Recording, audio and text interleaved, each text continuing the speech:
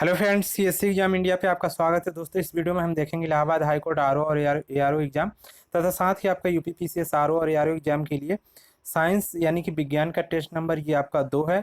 और आज का हमारा जो टॉपिक है वो उसमें है। इससे पहले हमने टेस्ट नंबर 1 कराया हुआ है। साथ ही आपका मॉडर्न हिस्ट्री का टेस्ट सीरीज कराया जा रहा है और उसके साथ ही आपका कॉन्स्टिट्यूशन का भी टेस्ट सीरीज कराया जा रहा है। जिन लोगों ने नहीं देखा है जाकर देख लीजिए, वीडियो काफ़ी अच्छे हैं। इंपॉर्टेंट क्वेश्चन उसमें हमने कवर किया हुआ है। जो प्रीवियस ईयर के क्वेश्चन भी उसमें जो आए हुए हैं वो भी हमने कुछ इंपॉर्टेंट क्वेश्चन लिया हुआ है। तो लिंक आपको डिस्क्रिप्शन बॉक्स में मिल जाएगा, वहाँ से जाकर देख लीजिए। साथ ही चैनल को ज्वाइन कर लीजिए यहाँ पर, जिससे नए अपडेट्स आपको मिलते रहें। चलिए दोस्तों, इस वीडियो को शुरू करते हैं। हमारा जो आज का टॉपिक है वो ऊष्मा है। इसमें पहला क्वेश्चन है, संवहन द्वारा ऊष्मा का स्थानांतरण हो सकता है। तो संवहन द्वारा किसमें ऊष्मा का स्थानांतरण होता है? ठोस और द्रव में, ठोस एवं निर्वात में, गैस एवं द्रव में, या निर्वात एवं गैस में। तो यहाँ पे देखिए, संवहन द्वारा जो ऊष्मा का स्थानांतरण होता है वो आपका एक तो द्रव में होता है और एक गैस में होता है। तो यहाँ पे सी नंबर सही हो जाएगा। ठोस में आपका जो ऊष्मा का संचरण होता है वो चालन द्वारा होता है, और जो आपका निर्वात में होता है ऊष्मा का संचरण वो आपका जो है विकिरण द्वारा होता है। तो इसको ध्यान रखिएगा। नेक्स्ट क्वेश्चन देखते हैं। निम्नलिखित कथनों पर विचार कीजिए और यहाँ पे सही कथन आपको चूज करना है। पहला कथन है, हल्के रंगीन कपड़ों को गर्मी में वरीयता दी जाती है। बिल्कुल सही है। हल्के रंग ऊष्मा को कम अवशोषित करते हैं। तो ये कथन दिया गया है, उसके हिसाब से क्या आपका ये कारण सही है? तो बिल्कुल सही है। हल्के रंग ऊष्मा को कम अवशोषित करते हैं, इस कारण से गर्मियों में कहा जाता है कि हल्के रंग के कपड़े पहनिए, ज़्यादा डार्क नहीं पहनिए। तो यहाँ पे कथन और ए और आर कारण दोनों सही है, तो ए नंबर यहाँ पे सही हो जाएगा। नेक्स्ट क्वेश्चन देखते हैं। ताप गतिकी का प्रथम नियम सामान्यतः किससे संबंधित मामला है? चार्ल्स का नियम से संबंध है, न्यूटन के शीतल के नियम से है, या उष्मा विनिमय के संबंध है, या ऊर्जा के संरक्षण के नियम से संबंध है? तो यहाँ पे देखिए सही आंसर हो जाएगा आपका डी नंबर, ऊर्जा के संरक्षण के नियम से संबंधित है आपका ताप गतिकी का प्रथम नियम। नेक्स्ट क्वेश्चन देखते हैं। दो निकायों के बीच ऊष्मा के प्रवाह की दिशा निर्भर करती है। तो दिशा किस पे निर्भर करती है कि प्रवाह किधर होगा ऊष्मा का? जैसे कि दो पिंड रखे हैं, किसी का अधिक तापमान है, एक का अधिक तापमान है और एक का कम तापमान है। तो ऊष्मा किधर से किधर जाएगी, ये आपको इसमें बस बताना है। ऑप्शन है आपके, उनकी विशिष्ट ऊष्मा पर निर्भर करता है, उनकी गुप्त ऊष्मा पर निर्भर करता है, उनके तापमान पर निर्भर करता है, या ऊष्मा की उनकी अपनी अपनी मात्रा पर निर्भर करता है।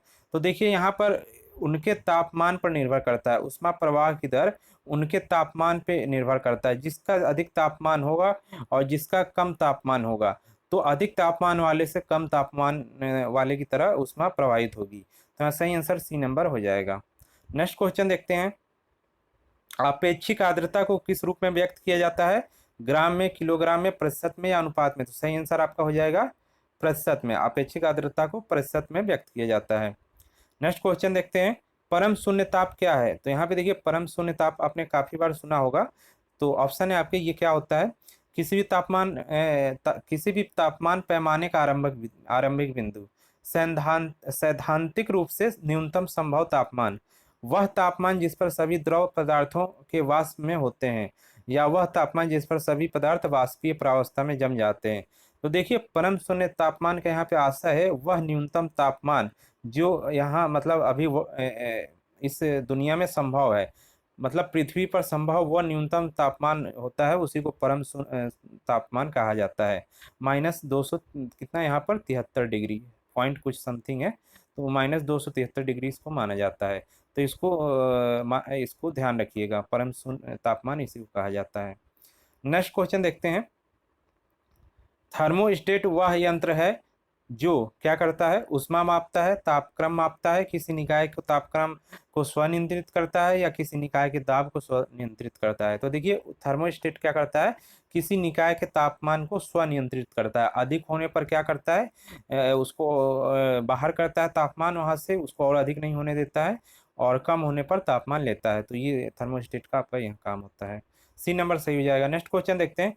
डेजर्ट कूलर द्वारा शीतलन किस आधारित पर होता है?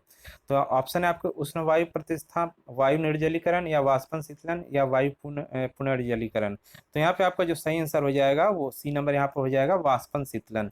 सी नंबर सही हो जाएगा। यहाँ से देख लीजिए आंसर इसका सी नंबर सही हो जाएगा। नेक्स्ट क्वेश्चन देखते हैं।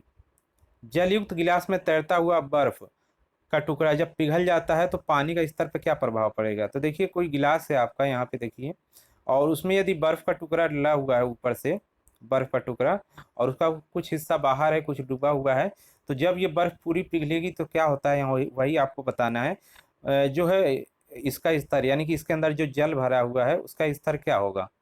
बर्फ ये पिघल रहा है, जल का स्तर इस गिलास के अंदर क्या होगा, बढ़ेगा।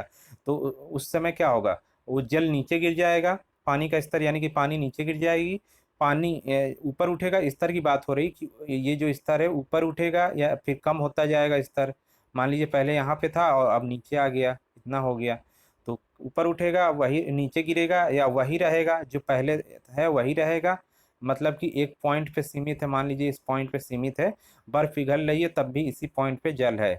तो ये है। उसके बाद है नीचे गिरना या उठना पानी के तापमान पर निर्भर करता है। तो यहाँ पे आपको बताना है कौन सा ऑप्शन यहाँ पे सही होगा। तो देखिए जब किसी गिलास या किसी भी बर्तन में बर्फ रखा हुआ होता है और पानी उसमें भरा हुआ होता है, और बर्फ को तैरना उसमें यदि तैर रहा होता है, डूबा ना हो, पानी के अंदर एकदम डूबा ना हो, तैरना चाहिए उसको। तो देखिए क्या होता है, जब बर्फ पिघलता है तो जिस स्तर पे पानी है, मान लीजिए यहाँ तक पानी भरा हुआ है, तो बर्फ पिघल रहा है और पानी का स्तर वो सेम रहता है, उसमें ना बढ़ोतरी होती है ना घटता है वो। क्योंकि देखिए बर्फ जब रहता है तो वो अपने हिस्से का पानी खुद ही उसने हटाया हुआ रहता है, तो खुद ही स्तर नियंत्रित किए रहता है। और जब पिघलेगा तो जितने में वो बर्फ अपना हटाया था पानी, उतने में पिघल के वो आ जाएगा। तो इसमें पानी पे कोई इफेक्ट नहीं पड़ेगा स्तर पे। तो यहाँ पे सही हो जाएगा, वही रहेगा, सी नंबर यहाँ पे हो जाएगा सही आंसर। नेक्स्ट क्वेश्चन देखते हैं। शीत कोष्ठ में भंडारित फल अधिक समय तक चलते हैं क्योंकि सूर्य की रोशनी नहीं पड़ने दी जाती, पर्यावरण में कार्बन डाइऑक्साइड की सांद्रता बढ़ा दी जाती है, या श्वसन की दर घटा दी जाती है, या आर्द्रता बढ़ा दी जाती है। तो यहाँ पे देखिए जो फल होते हैं वो अधिक समय तक रहते हैं शीत जो कोष्ठ होता है, यानी कि यहाँ पे जो रखा जाता है, बहुत से फल को एक शीत गृह होता है उसके अंतर्गत रखा जाता है जब ज़्यादा मात्रा में कोई चीज़ होती है। तो यहाँ पे देखिए क्या होता है, वहाँ पे सी नंबर यहाँ पे सही हो जाएगा, श्वसन की दर घटा दी जाती है।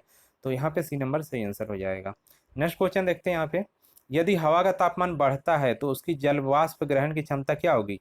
हवा यानी कि वायुमंडल का तापमान बढ़ता है तो जल वाष्प ग्रहण करने की क्षमता क्या होगी, घटेगी कि बढ़ेगी, कि पहले घटेगी फिर बढ़ेगी, या कोई प्रभाव नहीं पड़ेगा। तो देखिए जब वाष्प मतलब कि जल वाष्प ग्रहण करने की क्षमता यहाँ पे क्या होता है, यदि हवा का तापमान बढ़ जाए तो क्या होता है, जल वाष्प को और ज़्यादा क्या करेगा यहाँ पे ग्रहण करेगा। तो यहाँ पे बी नंबर सही हो जाएगा। तापमान बढ़ने के साथ ही इसका क्या होता है, जल वाष्प ग्रहण करने की क्षमता बढ़ जाती है। नेक्स्ट क्वेश्चन देखते हैं। निम्न में से कौन सा कथन सही नहीं है। तापमान बढ़ने पर वायु में ध्वनि का वेग बढ़ जाता है, बिल्कुल सही है, तापमान बढ़ने पर ध्वनि का वेग बढ़ जाता है। वायु में ध्वनि का वेग दाब पर निर्भर करता है। उसके बाद है आर्द्रता के बढ़ने पर वायु में ध्वनि का वेग कम हो जाता है। उसके बाद आयाम तथा आवृत्ति के परिवर्तन से वायु का ध्वनिक वेग प्रभावित नहीं होता है। तो ये देखिए यहाँ पे सही नहीं आपको बताना है। तो यहाँ पे देखिए यहाँ पे कथन आपका पहला तो बिल्कुल सही है। उसके बाद है वायु में ध्वनि का वेग दाब दाब पर निर्भर करता है। हाँ, इस दाब पे निर्भर करता है। आर्द्रता के बढ़ने पर वायु में ध्वनि का वेग कम हो जाता है। तो देखिए आर्द्रता जब वायु में बढ़ जाती है, जब वायु में आर्द्रता बढ़ जाती है और ध्वनि वहां से गुजरेगी तो इसका वेग बढ़ जाता है। यहाँ पे कम हुआ है तो ये गलत हो जाएगा कथन। और तेज तो सुनाई देगी, मतलब ध्वनि वहां पे और दूर दूर तक सुनाई देगी जहाँ पे नमी युक्त वातावरण है। तो ये ध्यान रखिएगा।